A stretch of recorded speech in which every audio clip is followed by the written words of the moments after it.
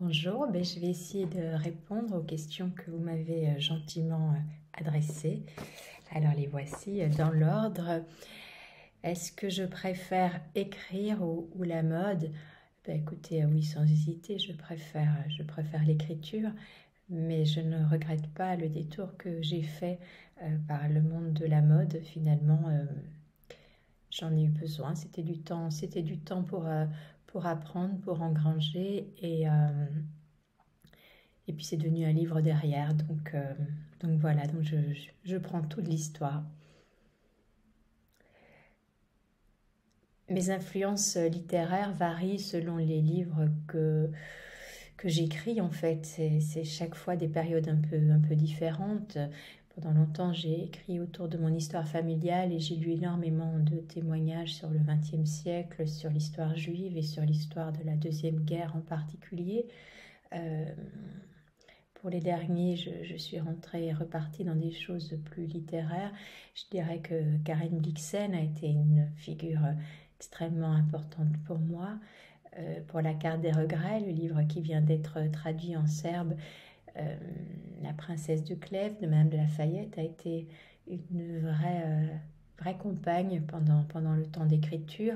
Et pour le livre que je suis en train d'écrire, je dirais que Virginia Woolf m'accompagne énormément et j'ai relu grande partie de ses livres et j'adore cette femme. Alors évidemment, j'adore parler avec mes lecteurs.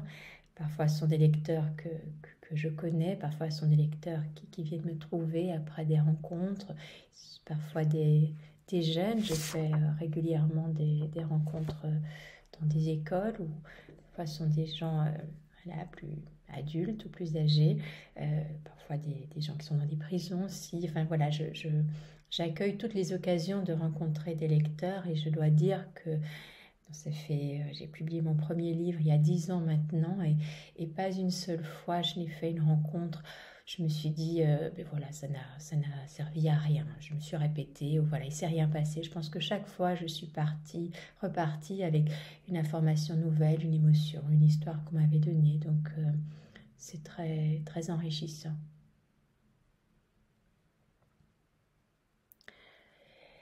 La question des prix littéraires, c'est question où on tourne un petit peu en rond parce que l'idée de compétition est toujours très désagréable, l'idée d'être choisi ou au contraire d'être délaissé, ça fait appel à des sentiments qui ne sont pas les plus joyeux. Être même celui qui participe à un prix littéraire dans le jury, devoir dire ce livre oui, ce livre non, enfin voilà, tout ça c'est toujours un peu compliqué et en même temps ce sont pour ceux qui les gagnent, ce sont des formidables opportunités souvent et évidemment le prix européen que j'ai reçu a été pour moi un très beau moment puisqu'il donne lieu à toute une série de traductions et donc à des rencontres et à de nouveaux pays qui vont accueillir mon travail, donc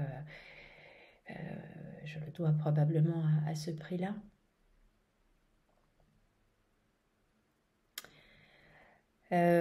Mon livre sous-évalué, moi j'ai un livre de chevet, j'en parle quasiment à chaque fois, c'est L'appel de la forêt de Jack London, Call of Wild, et qui est évidemment un livre très connu, et Jack London est un auteur évidemment beaucoup lu, mais parfois ce titre-là en particulier, on l'adresse à la littérature jeunesse.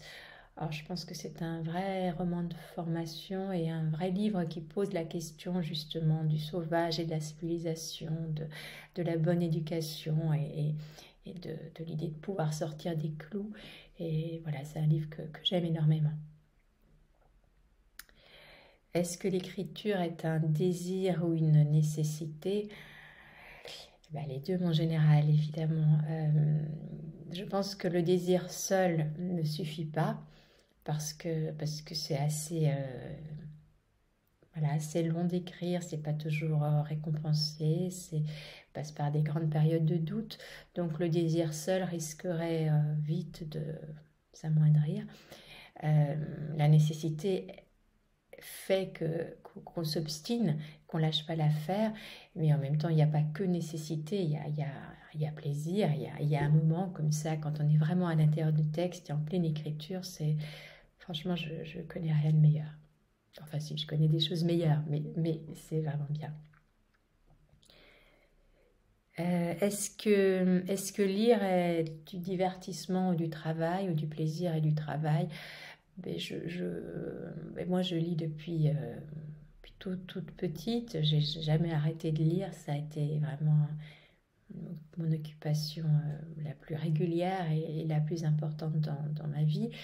C'est vrai que les années d'écriture passant, on a une lecture qui est moins innocente, qui est plus intéressée, plus curieuse du comment c'est fait, par où ça passe. Enfin, une lecture un peu plus, oui, intéressée, c'est pas le mot, mais en tout cas plus pro. Donc voilà. Alors est-ce que c'est du travail? J'en sais rien, mais en tout cas, je rentre dans des livres en ayant en tête toujours ma propre pratique et en essayant voilà, de mettre en résonance ma pratique et la façon dont l'auteur a pu lui aussi mener à bien son projet.